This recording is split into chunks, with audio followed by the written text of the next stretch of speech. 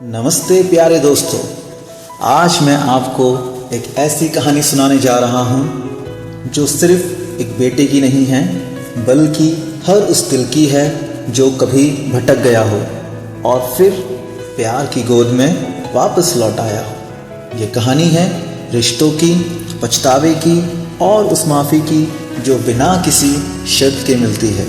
तो चलिए अपनी आंखें बंद कर लीजिए और दिल को खोल लीजिए, क्योंकि जो आप सुनने जा रहे हैं वो सिर्फ शब्द नहीं है, एक एहसास है। ये कहानी है उड़ाऊ बेटे की वापसी की।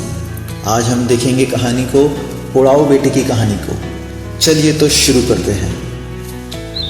बहुत समय पहले की बात है, एक गांव में एक अच्छे और दयालु पिता रहते थे। उनके दो बेटे थे, एक बड़ा बेटा और एक छोटा बेटा। पिता अपने दोनों बेटों से बहुत प्यार करते थे। एक दिन छोटा बेटा, पापा मुझे मेरी हिस्से की सारी दौलत अभी दे दो, मैं दुनिया घूमना चाहता हूँ, मैं बाहर जाना चाहता हूँ, मैं इस घर में नहीं रहना चाहता। पिता ने थोड़ी चिंता की, लेकिन फिर प्यार से उसकी बात मान ली और उसे उसकी संपत्ति दे दी। छोटा बेटा खुशी खुशी सब कुछ समेटकर एक दूर देश चला गया। वहाँ उसने अपनी सारी दौलत ऐश और आराम में और गलत कामों में उड़ा दी। जब उसकी सारी संपत्ति खत्म हो गई तब उस देश में भयंकर अकाल पड़ा। वह भूखा और बेसहारा हो गया। अब उसके पास कुछ भी नहीं बचा अजीजों। वह इतना गरीब हो गया कि उसे सूअर चराने का काम करना पड़ा। वह इतना भूखा था कि सूअरों के खाने वाली फलियां भी उसे स्वादिष्ट लगने लगी, लेकिन कोई उसे कुछ खाने को नहीं देता था। एक दिन वह अपने आपे में आया और सोचने लगा, मेरे पिता के घर में तो मजदूरों को भी भरपेट रोटी मिलती है और मैं यहाँ भूखा मर रहा हूँ। मैं वापस जाऊँगा और उनसे कहूँगा, पिताजी मैंने स्वर्ग और आपके सामने पाप किया है। अब मैं आपके पुत्र कहलाने योग्य नहीं हूँ, मुझे एक मजदूर की तरह रख लीजिए। वह उठा और चल पड़ा अपने घर की ओर।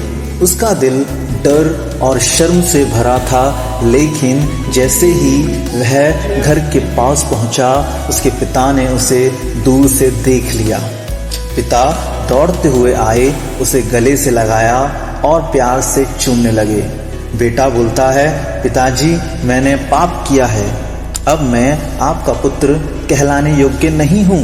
लेकिन पिता ने दासों से कहा, सबसे अच्छा वस्त्र लाओ, उसे पहनाओ, उसके हाथ में अंगूठी और पैरों में जूतियाँ पहनाओ और एक बड़ा भोज तैयार करो, क्योंकि उन्होंने कहा, मेरा बेटा वापस आ गया है, जो खो गया था अब मिल गया है। पिता ने दासों से तुरंत कहा, आज हम सब मिलकर खुशियां मनाएंगे। घर में सब खुश थे, लेकिन बड़ा बेटा नाराज हो गया।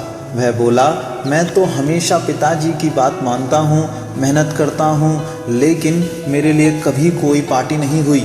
और यह भाई जिसने सब कुछ उड़ा दिया, उसके लिए इतना सब कुछ हो रहा है, क्यों?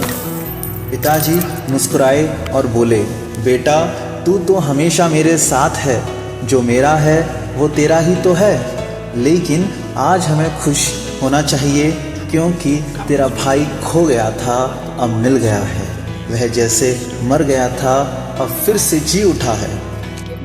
और इस तरह वो बेटा जो कभी घर छोड़कर चला गया था, आज उसी आंगन में बैठा है जहां उसके पिता हर शाम इंतज़ार करते थे। वक्त ने उसे बहुत कुछ सिखाया अजीज़ों, लेकिन सबसे बड़ी सीख यही थी कि दुनिया चाहे जितनी भी बड़ी हो जाए, माँ बाप का दिल उससे भी बड़ा होता है। उसकी वापसी ने घर को फिर से घर बना दिया। मेरे दोस्तों, कभी कभी लौटना ही सबसे बड़ी बहादुरी होती है। गलती करना इंसानी बात है, लेकिन गलती को मान लेना और सुधरना सबसे बड़ी बात होती है। सच्चा प्यार कभी भी शर्तों में नहीं बनता और सबसे ज़रूरी माफ़ करना और अपनाना, यही परिवार की असली ताकत है।